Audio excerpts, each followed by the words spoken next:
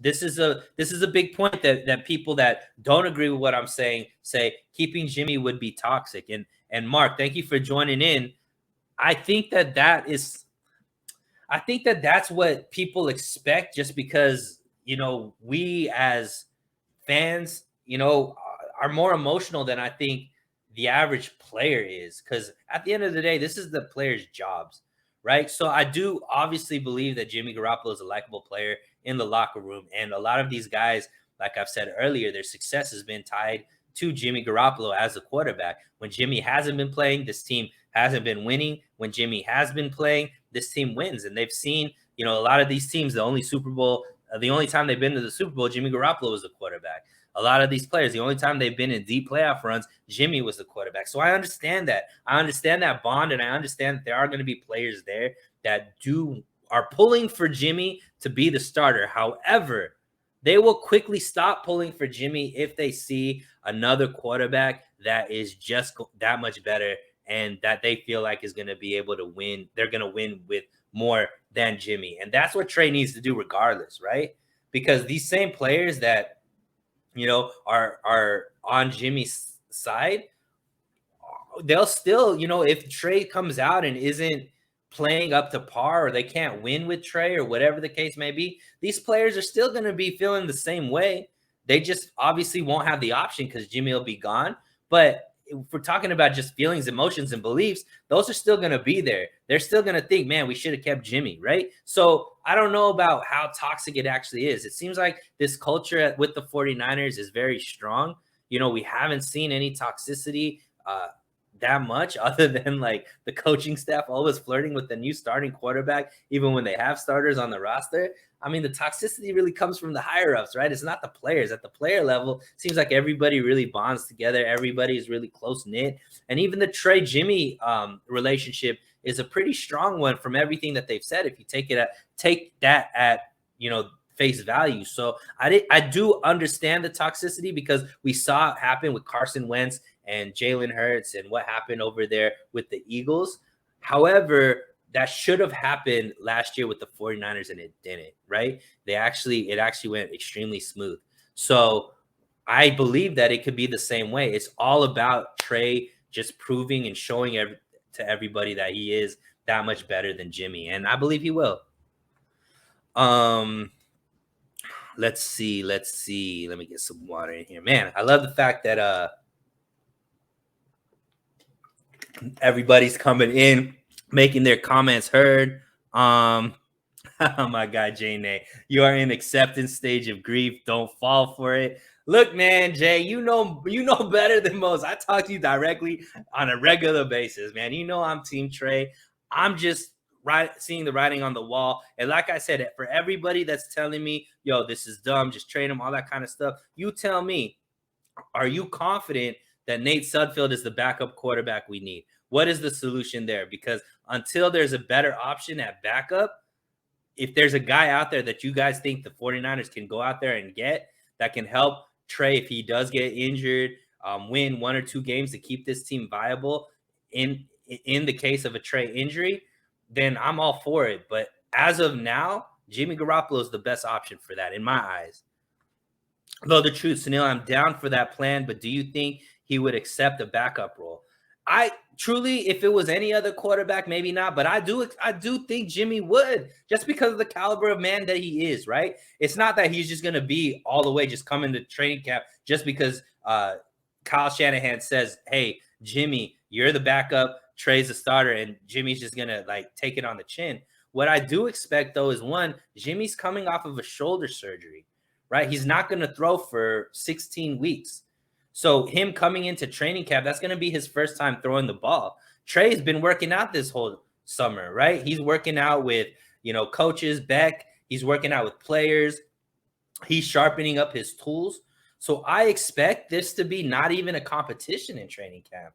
And if Jimmy goes out there in training camp, Trey goes out there in training camp, and Trey is just head and heels over Jimmy Garoppolo, the players see it, Jimmy sees it, the coaches see it, and it's just very apparent that Trey is that much better than Jimmy at this point.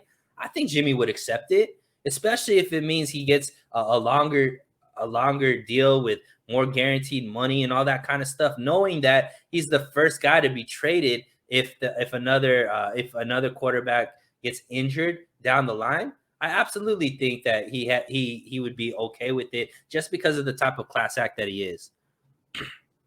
James Allen, the main problem with Jimmy is health and his propensity to throw those 3 gimme picks a game. Absolutely, man. Like I said, that's why I do think he needs to prove a little bit that his shoulder is still going to be healthy, especially coming out of surgery. So that preseason, maybe some games during the regular season, if the Trey, and the 49ers are blowing out some teams, or, Trey's nicked up a little bit, maybe that he could kind of show off what he is capable of, so that when a team does come to need a quarterback, which it's going to happen, right? We all know these, unfortunately, in the NFL, injuries happen. So there is going to be a starting playoff caliber team. That starting quarterback goes down. They don't have an option at backup. Jimmy's going to be the first guy that they look for. Bay Mac, I'd love to see 3-year contract, $30 million for Jimmy as a backup competition in case Lance is out.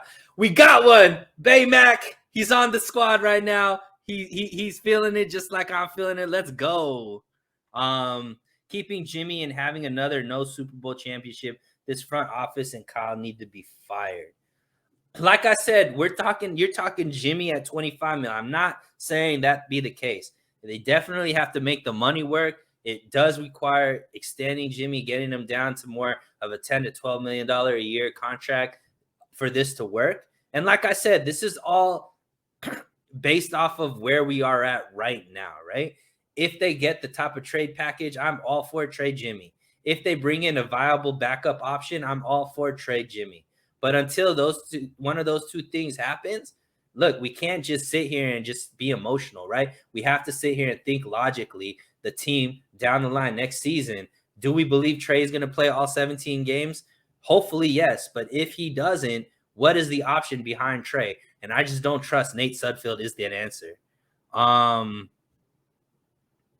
Let's see.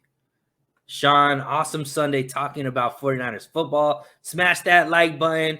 W, thank you so much, Sean. And I would appreciate it, everybody. If you haven't subscribed to this channel, go subscribe. It really helps me out and helps this channel grow. And like the video too.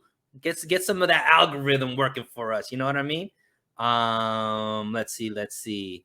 Harold, Jimmy G is a class act.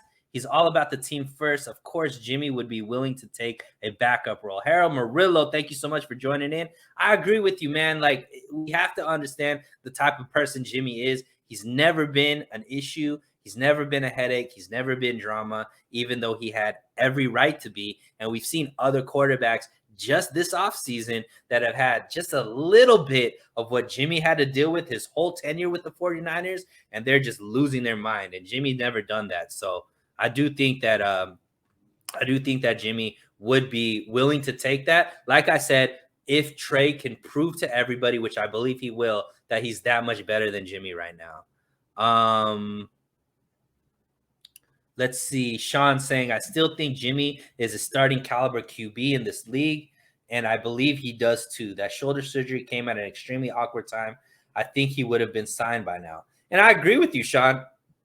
But the shoulder surgery is there, and he hasn't been signed, right? And I think teams are hesitant to sign a guy that's making $25 million a year that they don't know how he's going to return off of that shoulder surgery. And I do think that just kind of is a, got to take advantage of the opportunities. That might be a blessing in disguise for the 49ers because, they can bring him back knowing that, hey, look, Jimmy, nobody wanted you, right? So we're going to bring you back. Let's extend you, at that $10 to $12 million a year type thing. You could compete as a starter here. Trey wins that. You're the backup here, and then play a little bit, show the rest of the league that your shoulder is strong. And then, we could trade you mid-season for something better than what they would get right now if they traded him.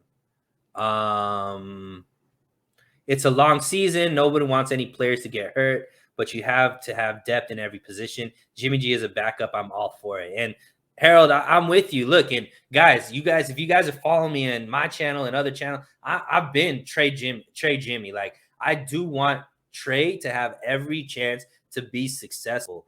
but I also want this team to have every chance to be successful. And I did expect them to be more aggressive in the backup quarterback market. But when I see Bridgewater, when I see slipping my mind right now, the guy that I thought was going to come with Anthony Lynn, I said his name earlier. I don't know why I'm brain farting right now, but or Tyrod, when he gets signed away, like when these viable backups that I thought would come in and be a good fit that could come in and spell Trey if he does get nicked up a couple games, when these guys are off the market right now, like I said, if it's between Jimmy and Nate Sudfeld, I'm picking Jimmy every day of the week. So that's just what I'm thinking about.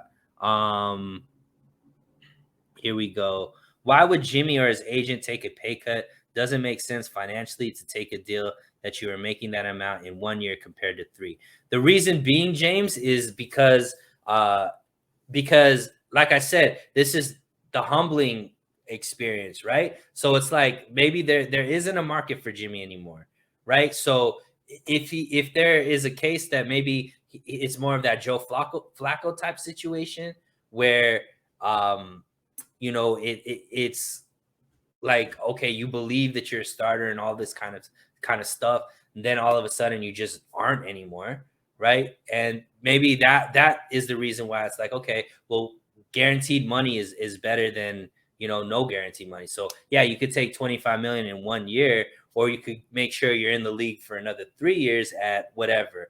Like I said, it's only if these other dominoes fall. So I mean, at the end of the day, the 49ers can also cut him, and then he doesn't make anything close to 25 million, right? There's no guarantee that he's going to get signed by any team for that much big money. And, it could be maybe he signs for a 1 year, $5 million deal. So there's the other option as well. So that's the reason why, like, the 49ers could cut him and he could not get signed by a team and only make 7.5 million this year. So that's why what I think if I was the 49ers, I'd be telling him as well. Sol Rivera, thank you so much for joining in. That's an awesome handle by the name Sol Rivera. I like that name a lot. Roll the dice, cut Jimmy, sign players we really need. Jimmy can't win in big moments. And so I'm not saying that Jimmy should be the starter by any stretch of the imagination. This is strictly backup role, right? And I also don't believe the 49ers are in the realm of paying anybody big money, right? And I'm not actually opposed to it either, because the 49ers already have a lot of this premium talent that other teams are trying to get in free agency. They have the best left tackle in the game. They have the best middle linebacker in the game. They have one of the top 2 tight ends in the game. I think they're going to have 2 of the top 15 receivers in the game with Debo and Brandon Ayuk. I think that's going to be proven next year. They have the best fullback. They have some of the best safeties. So I just don't know where. They have what two of the top 10 linemen in the game, defensive linemen in the game. So it's like they have all the premium talent that they need. I think that they're not going to go out there and overpay. They're just going to pay their guys big money contracts that are already proven talents on their team. So I don't know if the money is really needed, or even if they had the money, if they really spend it, right? So they still could extend Ward, save some money there. Ebicom, Mosley are 3 guys that they could extend and save some money there if they do need to sign some other players. Hope that they sign somebody on the offensive line rather than just going with the rookies. Hopefully they could sign some depth there. But yeah, I mean, I think that this big money signing that we think is going to happen is just, the team's already shown that it's not going to do that. Eric Carr, thank you for joining in. Jimmy, come back. More likely John or Kyle will be fired if the 2022 season go bad. Possibly, but I really think that John and Kyle have built up a lot of equity with the ownership team there. We've been calling for, if this happens, John and Kyle are going to be fired for the last, I would say, 3 years. And, to their credit, the last 3 years, the team has, performed 2 out of the 3 years. Last year, I think they exceeded expectations. They've been to the Super Bowl, 2 NFC championship games. NFC has seemed to have gotten a lot easier with, the quarterbacks and some of the players moving to the AFC. So yeah, I mean, I don't think that this season is gonna go badly, to say the least. I think that this team finally realizes what it's good at, what it's bad at. I think that the team has gotten better this offseason with the moves that they've made. So and I expect Trey to be the truth. So I do believe that this season is gonna go well.